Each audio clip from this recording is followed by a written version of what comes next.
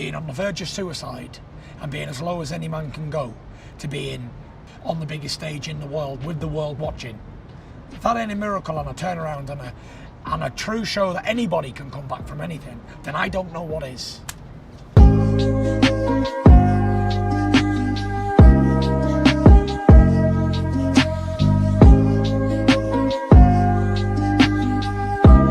Anybody. It's really unimportant to me who I fight. I'm a pro boxer. I'm either the best or I'm not. There is no in between for me. I'm either the best fighter or I'm not. I don't want to be number 2, 3 or 4. I want to be the best or prove me wrong.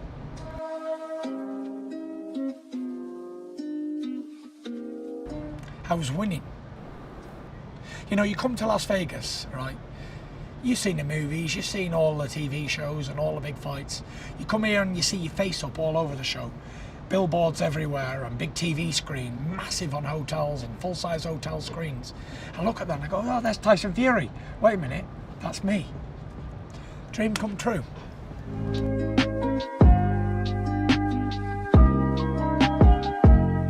I didn't think I'd go anywhere apart from a padded room.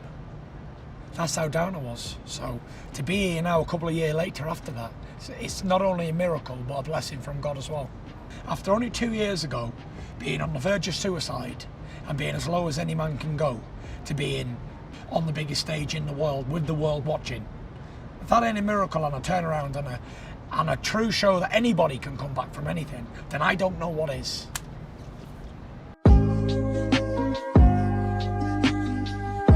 Waking up and you don't want to live anymore. You know, it's hard for me to say sat here because I'm not thinking in that mindset anymore. But there was a number of years where I did not want to live on a daily basis.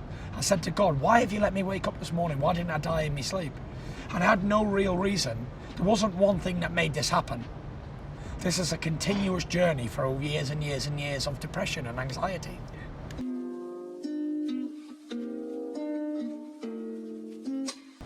It wasn't after the fight. I've been suffering with it my whole life. You know, I was a little boy and I didn't know what this feeling was. I used to feel horrible, terrible, feel like I was being left behind or something was wrong, and even though nothing was wrong. And I later found out, 27 years later, that it was anxiety that I've been suffering with my whole life. The feeling that something's about to happen and nothing happens. Yeah. Terrible. So, after I won the championship off of Vladimir, the Everest was climbed. There was no more for me to do. In my mind, I'd achieved everything I ever wanted to do. 1, being world champion, and 2, beating one of the greatest heavyweights of the last 20, 30 years. When I was 14, 15 years old, I used to watch Vladimir Klitschko on the TV as a world champion, heavyweight champion. And I used to say to people, I can beat that man. And nobody would listen. Everyone, yeah, whatever. And the more I said it, the more I believed it. And it came true. So when something like that happens, when the unthinkable becomes reality, there's just nothing else for you at that moment. If you're an addicted personality and you everything you do is all or nothing, when you achieve that greatness you've always wanted, you're like, is this it? What next? And that was exactly the point that I was at. But before the Klitschko fight, I've got guys in the team, they'll tell you the truth, with no need to lie. He said, what are you going to do after you beat Klitschko? I said, I'll tell you what I'm going to do. Probably be depressed for the next 2 years. I said, because after every high, there's going to be a massive low. And I did. I couldn't control it. I knew it was coming, but couldn't stop it. It was like a steam train rolling at 100 miles an hour and trying to stand in front of it. No stopping it. I come from a family where we don't show love. We don't show emotion. We don't do anything like that. Show vulnerability. Yes. So I'm suffering with this problem on the inside, and it's like shaking a bottle of champagne up with a corkscrew half hanging out. It's going to explode. And it did. And then there was no stopping me at all. It was 2 years later. I've been out for 2 years, out the ring. I was 400 pounds in weight. They stripped all my belts off me, or I'd vacated them. I was a shadow of my former glory. I looked in the mirror and I was, what's the word?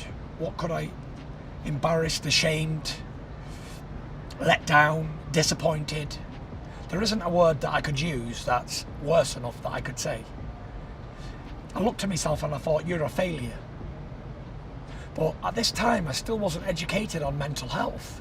I'm still thinking that I'm a piece of and, you know, I'm a weak person and all these type of things that are running through my mind all the time.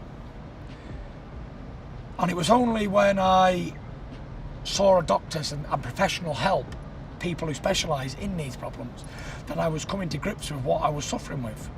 And it is a disease. It's a disease like no other, because no one can see it. So I started seeing these doctors, and I was still going out drinking and taking drugs, recreational drugs. And it was, I remember the night, I remember it vividly. It was 2017 Halloween night. I remember reading George Foreman's autobiography, and I remember him talking about he got on his knees and he begged God to help him when his nephew was ill.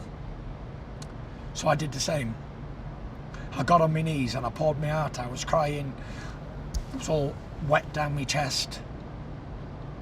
I was in that dark room must have been on my knees for 10-20 minutes, thinking what I've done to myself, and just let everything I ever wanted to say out.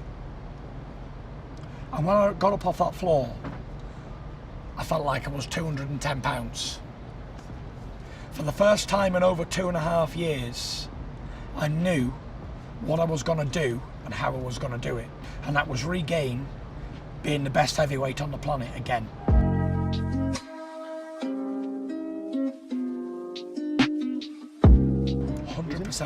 The training is my medicine.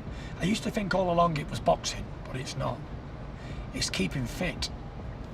So without training, for me, if I have a week off out of the gym, I'm severely depressed and I don't want to live anymore. And that's being truthful. Even now, I've got to keep that training going all the time. Now, where I am in the world, no matter what I'm doing, I've got my kit bag with me and I'll do some working out. It's easy. Everybody works out all over the world. It's not a big mission to do. Like I said, it wasn't hard. We trained 2-3 times a day for months. For months and months and months. But the one thing I never lost was confidence. Ever. Confidence in my ability to win. Even when I was 400 pounds, there wasn't a man then that could beat me. Never mind today.